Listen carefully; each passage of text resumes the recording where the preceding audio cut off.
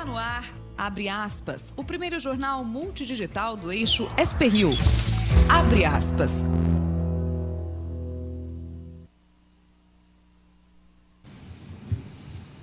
Olá, muito bom dia. Começa agora mais uma edição do Abre Aspas. Abre Aspas nessa edição de quinta-feira, dia 8 de novembro de 2018, em transmissão simultânea com o Facebook da SP-Rio+, junto com o Facebook do jornal O Vale.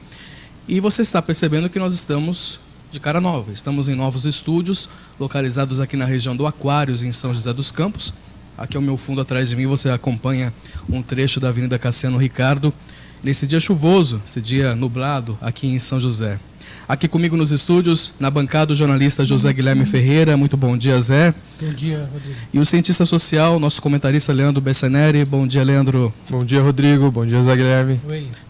Hoje é quinta-feira, dia 8 de novembro de 2018, e nos destaques da edição de hoje, o Senado aprova um aumento de salário para ministros do Supremo Tribunal e da Procuradoria-Geral da República. O presidente eleito Jair Bolsonaro anuncia o nome da primeira mulher na equipe dele. Líder da bancada ruralista, Tereza Cristina, será ministra da Agricultura. Câmara de Jacareí derruba o veto do prefeito Isaías Santana à lei da ficha limpa. E moradores de Taubaté pedem a cassação de mandato dos vereadores citados na farra das viagens. Estes e outros destaques dentro de instantes.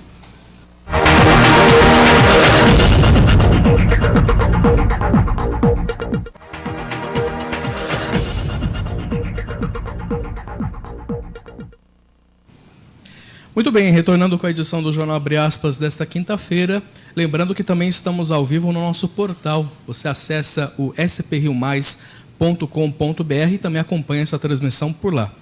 A gente começa a edição de hoje com o comentário do jornalista José Guilherme Ferreira. Eis a questão.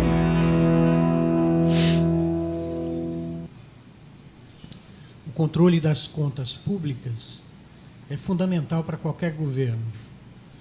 Mas o Senado brasileiro parece que não pensa bem assim. Aprovou ontem, como veremos com mais detalhes nesta edição ainda, um aumento de cerca de 16% para os 11 ministros do Supremo Tribunal Federal e para a Procuradoria-Geral da República.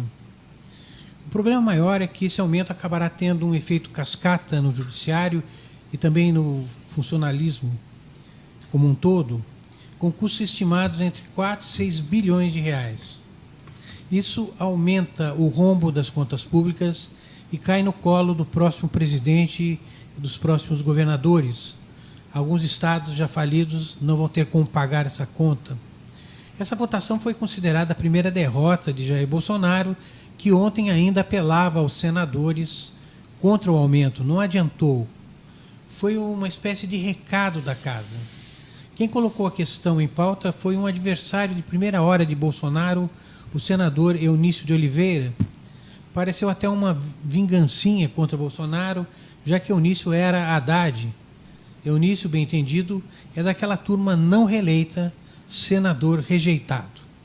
Ontem o presidente eleito ouviu do presidente Temer que o atual governo vai fazer o possível para votar os projetos de interesse de Bolsonaro. A reforma da Previdência, por exemplo, e de qualquer jeito, até com mais concessões. Hoje é isso o que Bolsonaro mais quer. Vamos então falar sobre esse aumento. O Senado aprovou ontem, o projeto que aumenta em 16% esse aumento, do salário dos ministros do Supremo Tribunal Federal. A votação gerou muita polêmica entre os senadores. O assunto movimentou o Senado desde cedo. Os textos que foram aprovados, que agora são encaminhados à sanção presidencial, aumentam os salários dos dois cargos, passando de R$ 33.700 para R$ 39.200. Segundo estimativas da Consultoria de Orçamentos do Senado, os impactos anuais aos cofres públicos seriam de 4,5 bilhões de reais. Foram 41 votos a favor e 16 contrários.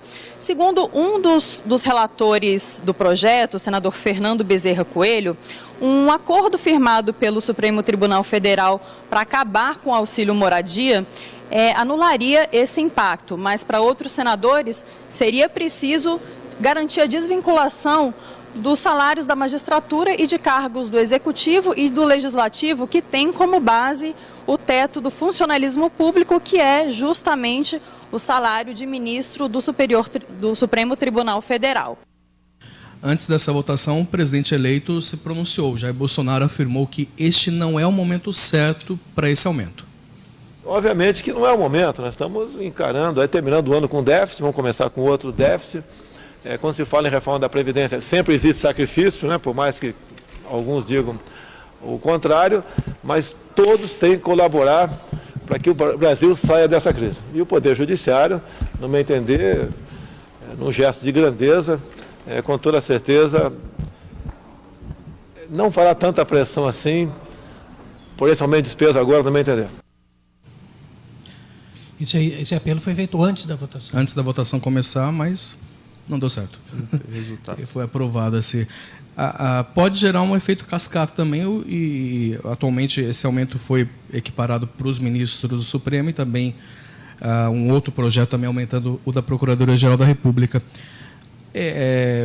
Tinha defasagem, os ministros falavam que também não tinha aumento há muito tempo, mas é um pouco incerto para esse tempo, seria um pouco, talvez, injusto para esse... Não sei, a palavra não seria injusto, mas não é apropriado para os tempos que a gente está tendo agora, né, de estar voltando aos poucos. A crise está passando, mas ainda tem esses sinais, né, Leandro? Eu acho que talvez não é o momento certo. É um cenário ainda de austeridade, né? O governo fazendo alguns cortes, diminuindo o verbo em algumas áreas. Se a gente olhar, por exemplo, o orçamento aprovado para ciência e tecnologia, em relação às bolsas, por exemplo, de pós-graduação, vão só até setembro de 2019, e ao mesmo tempo a gente vê um aumento dado justamente para um dos poderes, né? Que é aí o Poder Judiciário. Então isso daí cria uma disparidade. A questão é que todos têm que fazer a sua parte, né? Todo mundo tem que fazer a sua parte. Porque alguns têm todos os reajustes e outros não têm. Outros não têm nenhum, exatamente. Atualmente o salário é de R$ 33.700 e passa então para R$ 39.200. É um bom... É muito acima da média salarial brasileira, que fica aí na casa de R$ 2.000, R$ 2.200, R$ 2.500, né? Então é um salário aí bastante elevado. Muito bem. Ainda continuando a falar sobre as questões do presidente eleito, né? Após uma reunião, o presidente eleito Jair Bolsonaro ele afirmou ontem que pretende extinguir o Ministério do Trabalho e fundi-lo aí a uma outra pasta. Porém, ele não me informou detalhes, ele não deu mais detalhes sobre essa união, aí, essa fundição, né, no caso. Criado há 30 anos, o Ministério do Trabalho divulgou uma nota por meio da sua assessoria, informando sobre a importância de ser mantido como uma pasta autônoma. A nota diz que, abre aspas, o futuro do trabalho e suas múltiplas e complexas relações precisam de um ambiente institucional adequado para sua compatibilização produtiva, fecha aspas, diz essa nota. O Jair Bolsonaro está unindo alguns ministérios, né? Alguns, por exemplo, o Ministério do Meio Ambiente com a Agricultura vem sofrendo bastante críticas. Não vai mais acontecer, ele voltou né? atrás, né? Voltou atrás, mas, por exemplo, o Ministério da Cultura parece que se une ao da Educação, tem esse ministério, esse super Ministério da Economia, o que o Moro assume também.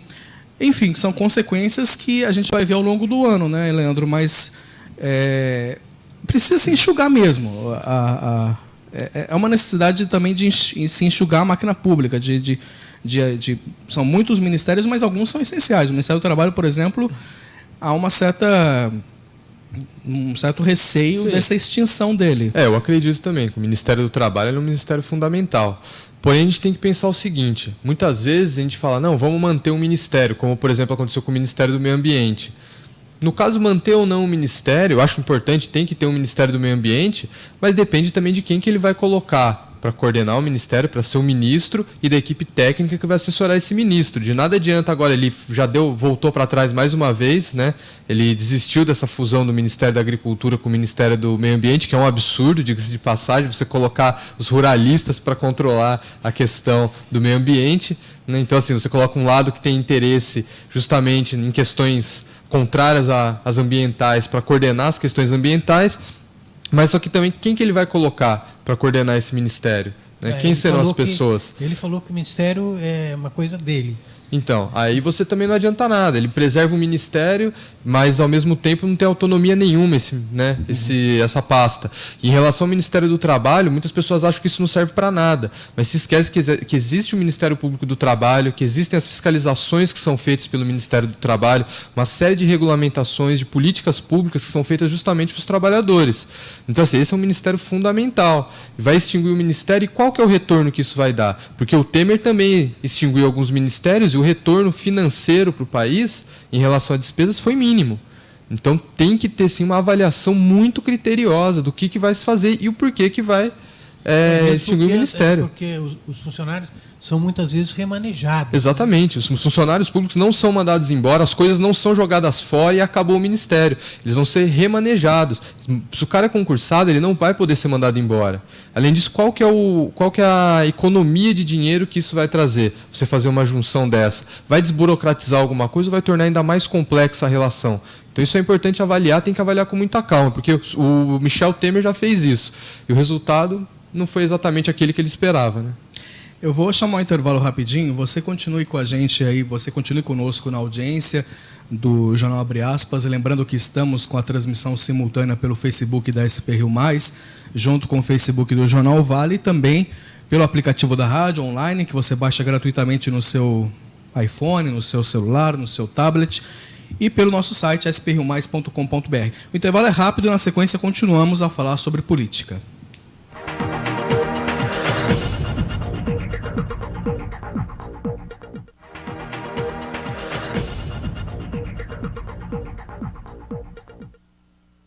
Retornando com o Jornal Abre Aspas, agora 9 horas e 31 minutos, e continuando a falar sobre política, o futuro ministro da Justiça, o Sérgio Moro, se encontrou ontem com o Raul Jungmann, que é o atual ministro da Segurança Pública. No encontro, os dois falaram da estrutura do ministério que será reforçada com a junção da Justiça e da Segurança Pública. O futuro ministro reforçou a importância de manter os projetos com foco no combate à corrupção e também ao crime organizado. Haverá uma dificuldade inicial burocrática, porque existe uma decisão política, né, do presidente eleito de fundir novamente o Ministério da Justiça e da Segurança Pública.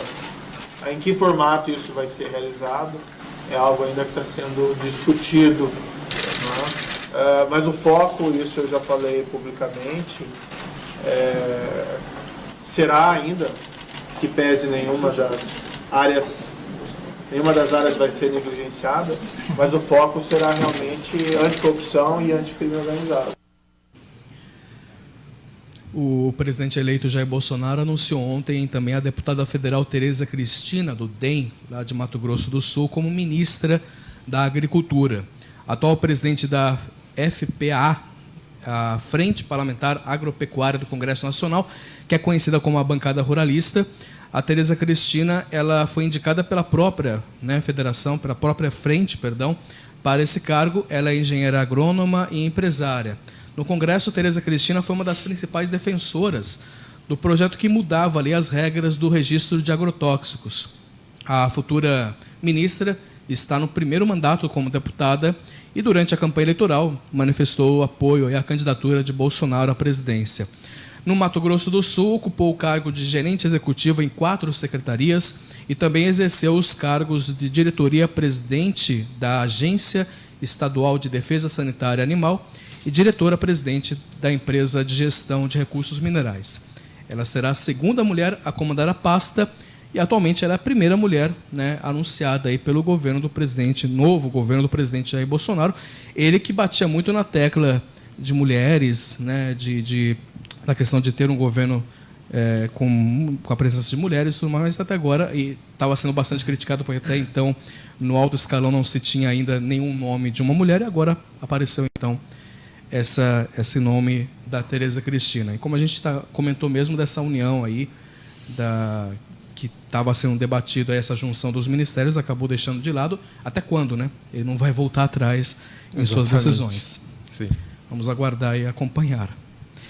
O executivo do Grupo Odebrecht, Alexandrino de Salles Ramos de Alencar, e o ex-presidente da empreiteira, Marcelo Odebrecht, além do empresário Emílio Odebrecht, prestaram depoimento ontem em uma ação da Operação Lava Jato. As investigações desse processo apuram se o ex-presidente Lula recebeu propina de empresas como a OAS, a Odebrecht, por meio de reformas e decoração em um sítio em Atibaia, em troca de favorecimento em contratos com a Petrobras. Os 3 ouvidos ontem reafirmaram o que disseram em acordo de delação premiada, e Marcelo e Emílio também disseram novamente que a obra no sítio foi uma espécie de retribuição por favores prestados ao grupo pelo então presidente Lula. De acordo com as investigações, as obras começaram no sítio quando Lula ainda era presidente. A propriedade não está no nome dele, mas era usada pela família do ex-presidente conforme a força-tarefa da Lava Jato. Bom, vamos saber como é que vai ficar o tempo, a gente mudando um pouquinho de assunto, como vai ficar o tempo para toda a nossa região nesta quinta-feira. Quem traz a informação é o meteorologista da Tempo Vale, o Caio Souza. Fala, Caio. Fala, Rodrigo Fernandes, muito bom dia. E essa quinta-feira vai ser um dia de tempo bem instável e chuvoso aqui na nossa região. Ventos úmidos continuam soprando do oceano aqui para o continente e com isso favorece bastante a formação de nuvens por aqui. O dia de hoje vai ser de céu nublado e com chuva de fraca a moderada a qualquer momento. Atenção principalmente ao litoral norte. Lá nós podemos ter acumulados de chuva significativos e já devido ao acumulado dos últimos dias, muita atenção ao risco de deslizamento de encostas. Vamos sempre seguir as recomendações da Defesa Civil. As temperaturas também não vão subir muito, não. No Vale do Paraíba e no litoral norte, a máxima fica em torno dos 22, 23 graus. Na capital paulista, os termômetros não devem passar dos 21 e na Serra da Mantiqueira, a máxima fica em torno de 18 graus. Só dando uma continuidade no tempo restante da semana, amanhã as condições devem melhorar um pouco, as chances de chuva diminuem, ficando mais as chances maiores no litoral norte mesmo. A partir do sábado, aí sim, o sol já deve começar a aparecer com mais frequência, as chances de chuva diminuem ainda mais e os termômetros começam a subir lentamente. Caio Souza, direto da sala de operações do Tempo Vale, para o jornal Abre Aspas. Obrigado, Caio. E o Caio comentou sobre a preocupação de queda de encostas, barreiras. A gente vai falar já sobre esse assunto. Já a Tamoios e a Oswaldo Cruz, elas se encontram interditadas nessa manhã. Já entramos com essa notícia e a notícia já está no nosso portal. Você pode acessar lá no spriomais.com.br, já com todas as informações completas desse bloqueio para quem se desloca da região aqui do Vale do Paraíba para o litoral norte.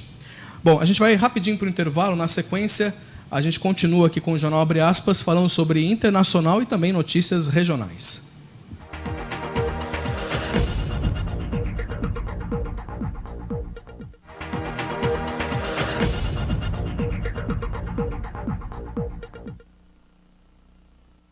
Retornando com a informação aqui do Jornal Abre Aspas, na edição desta quinta-feira.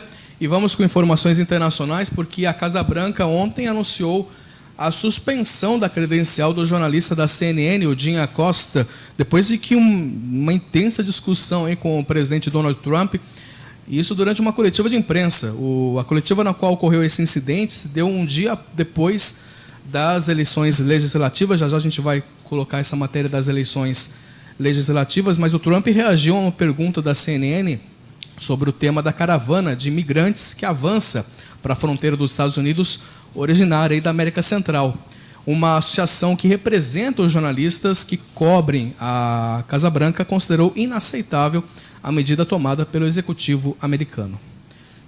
É uma medida aí lamentável, né, extremamente vai contra todos os princípios de liberdade de imprensa. Os Estados Unidos têm muito forte essa questão da liberdade de expressão, e o que a gente vê é justamente o presidente deles, a autoridade máxima do país, fazendo o contrário. Então, a postura lamentável dele em relação a esse problema aí da caravana migrante, também onde tem posturas que, enfim, não agregam em nada e não ajudam em nada na resolução desse problema, que está aí, uma questão latente na América Latina, está sendo discutido na América Latina como um todo. E aí a gente pensa, né? A gente está tendo isso nos Estados Unidos e o Bolsonaro disse que vai querer ser o Trump no Brasil. Será que ele também vai fazer ter esse tipo de posicionamento com a imprensa brasileira? Já começou, né? Porque a primeira coletiva já impediu jornalistas do Globo, do Estadão e da Folha de participar, né? Isso porque ele nem é presidente ainda, né? Ele é presidente eleito que assume em 1º de janeiro. Vamos ver como que vai ser quando ele assumir e qual que vai ser a postura dele, porque ele já disse que quer a liberdade de imprensa, que vai permitir tudo isso, mas vamos ver qual vai ser a postura de fato, né? Tem que sair do palanque, né? Sair do palanque, a campanha acabou, né?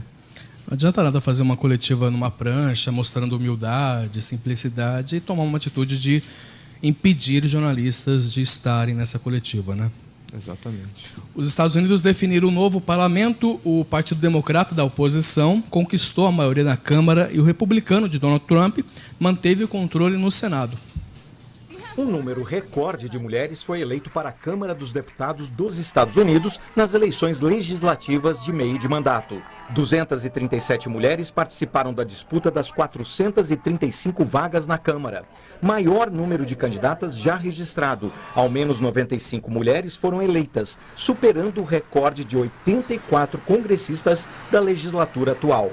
Aos 29 anos de idade e raízes porto-riquenhas, a democrata Alexandria Ocasio-Cortez tornou-se a mulher mais jovem da história a conquistar a cadeira no Congresso. Pela primeira vez, mulheres indígenas e muçulmanas foram eleitas para o Congresso americano. Integrantes de grupos minoritários tiveram a chance de conseguir resultados eleitorais. O democrata Jared Polis é o primeiro homem abertamente homossexual a ser eleito governador de um estado norte-americano. As eleições de meio de mandato definiram uma nova Câmara e renovaram 1/3 do Senado, além de mais de 75% dos governos estaduais. O Partido Democrata conquistou a maioria da Câmara pela primeira vez em 8 anos, o que indica uma derrota parcial para o presidente Donald Trump, pois provavelmente ele terá propostas de governo bloqueadas por lá. Com a vitória dos democratas na Câmara, Nancy Pelosi pode ser a mulher mais poderosa na política dos Estados Unidos e líder da oposição ao presidente Donald Trump. No Senado, os republicanos mantiveram o controle. Em entrevista, o líder do partido, Mitch McConnell, disse que provavelmente enfrentarão as correções do Obamacare, a lei de proteção e cuidado acessível ao paciente. Este eleitor ficou desapontado com o resultado, mas disse: o fato de termos um pouco de tensão agora no Congresso vai ser uma coisa boa. Talvez seja um pouco mais de equilíbrio. Em uma coletiva à imprensa, o presidente Trump apontou para ganhos republicanos e falou em cooperação com os democratas. Bem, o Leandro ele esteve no México, né, Leandro, durante o segundo turno das eleições no domingo. Até a gente teve a participação sua aí no vídeo durante a nossa cobertura. Como é que foi? Só conta pra gente um pouquinho como é que foi essa repercussão internacional, porque a gente percebe essa associação entre o Bolsonaro e Trump, mas a imprensa internacional também faz esse tipo de associação. Como é que está a nossa imagem lá fora? Como é que você viu essa repercussão toda das eleições? Olha, eu acho que a gente tem que considerar 2 fatores. O primeiro é em relação ao que a imprensa internacional e os governos internacionais estão falando sobre a questão interna do Brasil.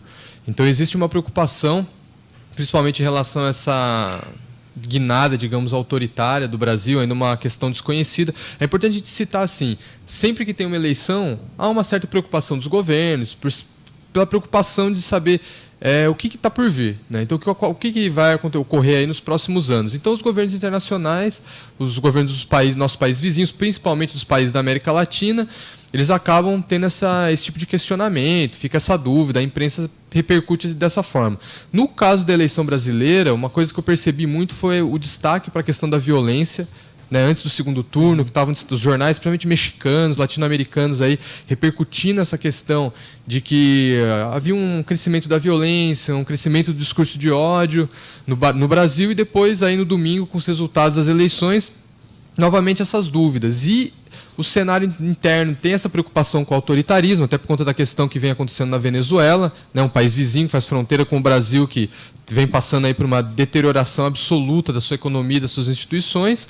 E agora também, em relação, né, ao Brasil, surge essa preocupação e em relação ao cenário externo, como que o Brasil vai se relacionar com os outros países da América Latina e como que vai se posicionar frente aos problemas que a gente tem, né, que são também problemas compartilhados com muitos dos países. Então, problema de pobreza, corrupção, miséria, enfim, integração com esses outros países.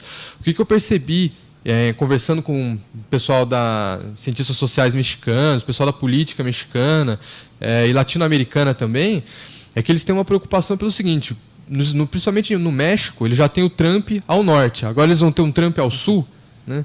Então, eles ficam com essa preocupação, falam qual que vai ser o posicionamento desse futuro presidente. Uma outra questão também vai surgir um outro Bolsonaro no México? Já tem um candidato lá que está seguindo os mesmos passos. Na Colômbia, a mesma situação. Então, assim, eles não sabem ao certo o que vai ocorrer, qual que vai ser o cenário. Só que também, se a gente pensar nas eleições americanas, agora, digamos, a esquerda e os partidos, o Partido Democrático, né, os democratas dos Estados Unidos, estão tendo um crescimento muito forte durante o governo Trump. Então, quer dizer, depois de um governo Bolsonaro, a esquerda vai sair fortalecida? Então, cria-se uma série de incertezas. Um outro ponto também incerto é porque o Bolsonaro volta muito atrás daquilo que ele fala. É fusão de ministério, é transferência de embaixada para não sei aonde, é nomeação de embaixador. Então, as pessoas lá não sabem, eles dizem que é uma pessoa muito instável e muito incerta. Então, não tem nenhuma certeza ainda sobre como que vai ser essa relação do Brasil com os outros países, nem como que vai ser a política interna desse futuro governo. Quando ele foi perguntado sobre o Egito, ele se esquivou. Exatamente. A questão do Mercosul também, o Paulo Guedes também foi até meio ignorante ali com a jornalista argentina ali, enfim. E são nossos países vizinhos, nossos parceiros comerciais. A Argentina, é o regional, nosso maior parceiro. Sim, a Argentina tem um peso grande na Tem um peso grande, não vai ser o primeiro país a ser visitado, né? Era um país que era tido como modelo, até por conta do governo Macri, que é um governo neoliberal, enfim, das políticas que ele vinha estabelecendo, que acabaram resultando aí numa crise na Argentina. Então, o cenário ele é muito incerto. Isso se reflete internacionalmente. Uma outra coisa que pegou também muito forte, que eu senti o pessoal falando, né, e que você ouvia nesses discursos, é a preocupação em relação ao meio ambiente. Primeiro, o Bolsonaro disse que ia tirar o Brasil do Acordo de Paris. Agora já disse que não sabe se vai tirar mais. Aí falou que ia tirar o Brasil da ONU. Aí depois disse que não era bem isso, que era da Comissão de Direitos Humanos. Então, assim... Falta uma assessoria para ele também. Falta um pouco de assessoria ele tá muito... e definir um norte claro. Porque fica nessas incertezas, a gente tem que pensar que na América Latina nós temos uma série de grupos aí de investidores que estão olhando para o Brasil, que é a maior economia.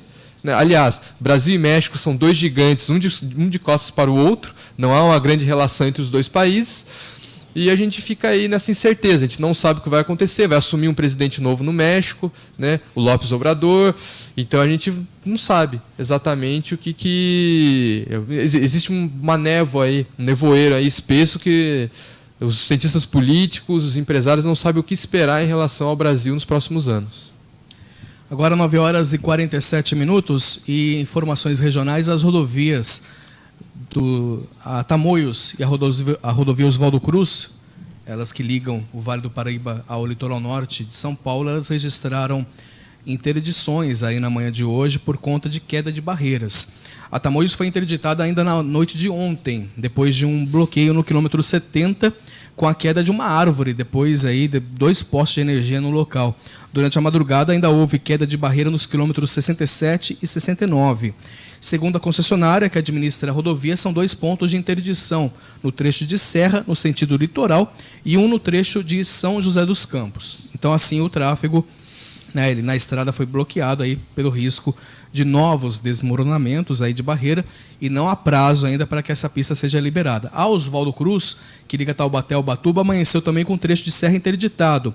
Isso nos 2 sentidos do quilômetro 71 até o quilômetro 86. A interdição também é reflexo de queda de barreiras e deslizamento de terra aí nas pistas por conta das chuvas de madrugada. Então, para você que pretende se deslocar para o litoral norte, você vai ter que fazer um trajeto um pouquinho maior, né, para você que sai do Vale do Paraíba, pegando ali a Mogi Bertioga, por exemplo. Então, você tem que ir até a região de Mogi para poder fazer essa volta aí, esse contorno para seguir para o litoral. As informações estão no nosso portal, na sprriomais.com.br, e também estará sendo atualizado assim que for liberada a pista. Também nós informamos a você, motorista, mas por enquanto, tanto a Tamoios quanto a Oswaldo Cruz, que liga aqui o Vale ao litoral norte, permanecem interditadas. E na tarde de ontem, uma carreta perdeu o controle na Dutra e travou o trânsito por lá. O acidente foi registrado na altura do quilômetro 142, no sentido São Paulo. A carreta acabou ficando em L, né, no meio da pista. Pelo menos 5 equipes da concessionária que administra a rodovia atuaram no local para liberar o veículo lá da pista. A lentidão registrada na região chegou a mais de 9 quilômetros. Só depois de um tempo é que ela foi liberada, mas ainda assim, durante o finalzinho da tarde, ainda permanecia um longo trecho de congestionamento na rodovia Presidente Dutra. Um homem de 46 anos foi preso na noite de terça-feira, suspeito de matar um ex-policial militar com um tiro na cabeça em São Sebastião, no litoral norte de São Paulo. Ele se entregou à polícia horas depois o mandado de prisão contra ele ter sido expedido. O crime aconteceu no dia 6 de outubro. A Polícia Civil informou que continua investigando o crime e ainda não descarta a suspeita de que outra pessoa esteja envolvida. A principal suspeita é que seja um caso de latrocínio, que é aquele roubo seguido de morte, já que foram levados da casa da vítima uma arma e 2 celulares. Um homem de 27 anos foi resgatado no mar após ficar cerca de 8 horas no canal entre São Sebastião e Ilhabela. Essa notícia está lá no portal nosso também, na SP Rio, mas também no Jornal Vale. Raul Rodrigues havia desaparecido no final da tarde de terça-feira e só foi encontrado na madrugada de ontem. A Defesa Civil informou que o jovem foi encontrado por pessoas que estavam em uma balsa que realiza o sistema de travessias entre São Sebastião e Ilhabela. O homem foi retirado do mar com sinais de hipotermia e encaminhado à unidade de pronto atendimento de São Sebastião. E felizmente ele passa bem. O jovem é morador de São Sebastião e tinha desaparecido na terça-feira, né? Depois as buscas se iniciaram no mesmo dia, enfim. E logicamente que movimentou todo o grupamento de bombeiros marítimo. Bom, 9 horas e 51 minutos. A seguir, mais informações regionais. Permaneça conosco na audiência.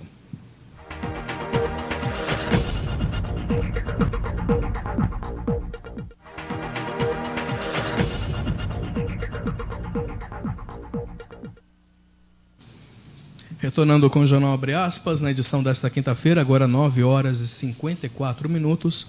E continuando com as informações regionais, a RM Vale, a região metropolitana do Vale do Paraíba, ela atingiu um superávit de 4,1 bilhões de dólares na balança comercial neste ano, de janeiro a outubro, segundo as informações do governo, do Ministério do Desenvolvimento, Indústria e Comércio Exterior, que foram divulgados ontem. O resultado é fruto de exportações de 9,5 bilhões de dólares e importações de 5,3 bilhões de dólares no ano. O volume exportado é 4,27% maior do que em 2017, de janeiro a outubro. No mesmo período, as importações subiram 14,16%. Com isso, o superávit dos 10 meses do ano passado foi superior ao desse ano, que foi registrado com 4,4 bilhões de dólares. A Câmara de São José dos Campos criou uma comissão para estudos de investimentos, rendimentos e aplicações do fundo do Instituto de Previdência do Servidor Municipal, que é alvo de muita polêmica no ano passado e que chegou a gerar um processo de impeachment contra o ex-prefeito Carlinhos Almeida do PT. Na Lei Orçamentária Anual, a LOA, enviada ao Legislativo pelo governo do prefeito atual, Felício Ramute, do PSDB, e que tramita na Casa, há uma verba de 77 milhões de reais para começar a quitar a dívida milionária do Instituto, que já ultrapassa 240 milhões de reais. No ano passado, a Câmara pegou o gancho de uma lei do governo federal e aprovou o parcelamento da dívida em 200 parcelas. Os parlamentares devem se reunir na próxima semana para analisar os documentos referentes à dívida histórica dos repasses ao Instituto, motivo de preocupação entre os servidores. A prática de atrasar os repasses teria tido origem em 1993, na gestão da ex-prefeita do PT, Ângela Guadagnini, e continuado nos governos do PSDB na cidade. Caso o projeto da lei orçamentária enviado por Felício seja aprovado, o município começará a quitar os débitos ao Instituto. É a primeira vez na história que o orçamento municipal prevê aporte ao Instituto. Um grupo de 6 moradores de Taubaté protocolou essa semana na Câmara uma série de denúncias para pedir a cassação do mandato dos parlamentares envolvidos naquela tal farra das viagens, que é uma denúncia que foi apresentada pelo Jornal Vale, um escândalo no mês de julho. As representações protocoladas na segunda-feira citam 13 dos 14 vereadores envolvidos nesse caso e, posteriormente, o grupo também vai apresentar a denúncia contra o atual presidente da Câmara, que é o vereador Diego Fonseca, do PSDB, que é o vereador ainda que falta nesse montante dos 14 parlamentares. Como o Tucano, né, ele é presidente atual da Câmara, foi o responsável aí por autorizar o ressarcimento irregular das despesas das viagens. A representação contra ele deverá contar também com outros elementos. O grupo de moradores é formado por integrantes do Amatal, que são os Amigos Associados de Taubaté, e de um grupo do Facebook, chamado de O Que Podemos Fazer para Melhorar Taubaté, um grupo criado no Facebook. As novas denúncias são semelhantes à que foi apresentada no dia 26 de julho pela presidente do Diretório Municipal do PSL em Taubaté, a Jamila Coimbra, que também pediu a cassação do mandato dos envolvidos por quebra de decoro parlamentar, por terem praticado aí atos de improbidade administrativa no exercício dos cargos. Passados mais de 3 meses, no entanto, a Câmara, e desde que a denúncia foi aceita, a denúncia foi apresentada, aliás, a Câmara não informou nenhuma medida que teria sido adotada internamente a respeito desse caso. A Câmara de Jacareí rejeitou ontem, por unanimidade, aí, o projeto do prefeito Isaías Santana, a lei da ficha limpa, que institui restrições às contratações na administração direta e indireta. O projeto teve autoria de seu companheiro de partido, Rodrigo Salomão. No veto, Isaías justificou que a proposta apresentava inconstitucionalidade formal, apontando como de responsabilidade do prefeito apresentar projetos dessa natureza. O Tucano ainda alegou que o texto faria uma distinção entre servidores efetivos e comissionados, ferindo a isonomia. No análise do jurídico da Câmara, a norma não se insere em nenhuma das hipóteses atribuídas como exclusivas ao prefeito, além da justificativa de que a suposta ofensa à isonomia ser uma distinção que não foi estabelecida por lei municipal, mas sim pela Constituição Federal. Com a derrubada do veto, a lei será promulgada pela própria Câmara de Vereadores. A proposta visa impedir a nomeação de servidores que foram condenados, excluídos do exercício da profissão por órgãos competentes, demitidos em decorrência de processos administrativos, tiveram seus direitos políticos suspensos ou tiveram contas ou funções públicas rejeitadas por irregularidade insanável. Falar de saúde, mudando de assunto da política para a saúde, a campanha Novembro Azul é dedicada aí à prevenção e tratamento do câncer de próstata. Só em 2018, a doença causou o afastamento de mais de 6 mil homens do trabalho. Enfrentar o diagnóstico e o tratamento contra a doença não é fácil. E para amenizar as dificuldades dessa jornada, os pacientes podem contar com alguns direitos. Não é apenas para quem tem câncer de próstata ou outro tipo de câncer. A legislação brasileira garante benefícios e direitos especiais a pessoas que foram diagnosticadas com algumas doenças crônicas. Entram nessa lista, por exemplo, quem tem HIV ou doenças cardiovasculares.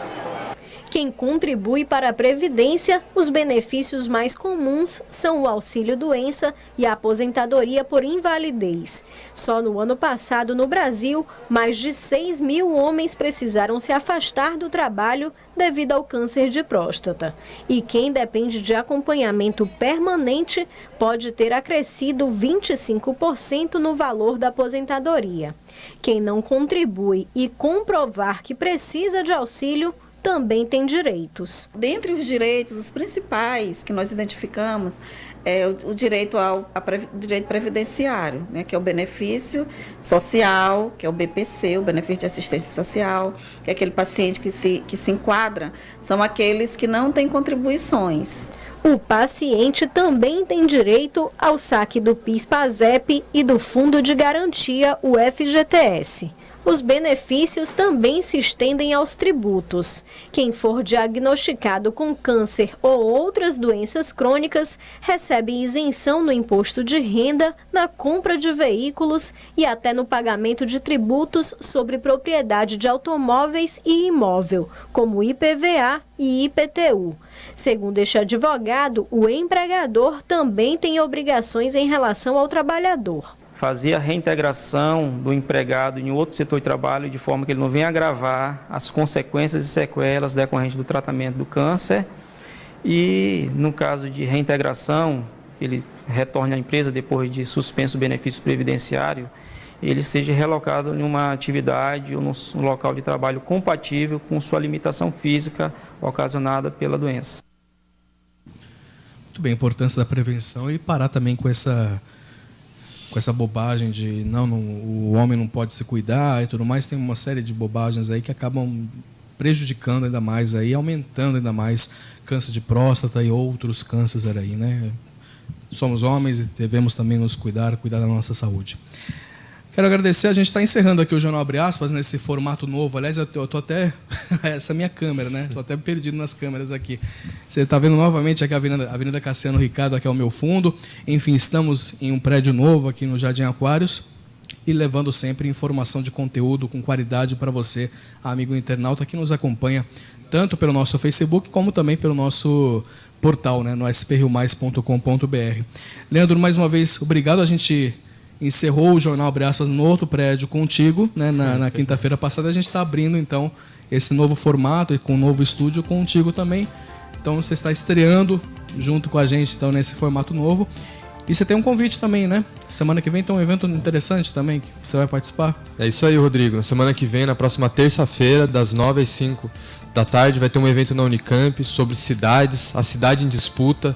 Então vai ter os maiores especialistas do país discutindo questões relacionadas às cidades, questões urbanas. Pra gente que mora aqui na região do Vale do Paraíba, em São José dos Campos, é importante, quem gosta desse tipo de tema, é importante aí acompanhar esse tipo de fórum, porque é feito uma série de discussões teóricas, uma série de discussões sobre as questões mesmo que envolvem a cidade, a vida no urbano. Então, quem quiser aí participar está convidado. Vai acontecer na Unicamp, vai ter transmissão ao vivo pela internet, né? Então, quem quiser pode acompanhar aí a Cidade em Disputa, o nome do fórum. Eu agradeço mais uma vez a participação aqui, estou feliz de estar de volta. Nós que agradecemos. Zé, amanhã estamos de volta. Então, eu queria também fazer um convite, porque agora a gente está no mês da música, né? Também. Aqui em São José. E a Fundação Cultural Cassiano Ricardo tem uma programação muito intensa. Eu acho que vale a pena dar uma olhada no site da Fundação Cultural Cassiano Ricardo e ver essa programação musical de gente de peso aqui em São José dos Campos. Bacana. Amanhã a gente dá mais detalhes com calma também dessa programação cultural também para você, amigo internauta. E reforçando também apenas uma última notícia, que ainda permanece a interdição total na rodovia Oswaldo Cruz, que liga Taubaté ao Ubatuba, e também na Tamoios, que liga aqui a São José dos Campos ao litoral norte, tá? Então, como alternativa, você tem que pegar aí o sistema Anchieta Imigrantes ou a rodovia Mogi Bertioga. Não há previsão para as rodovias serem liberadas. Você acompanha as notícias atualizadas em nosso portal sprriomais.com.br.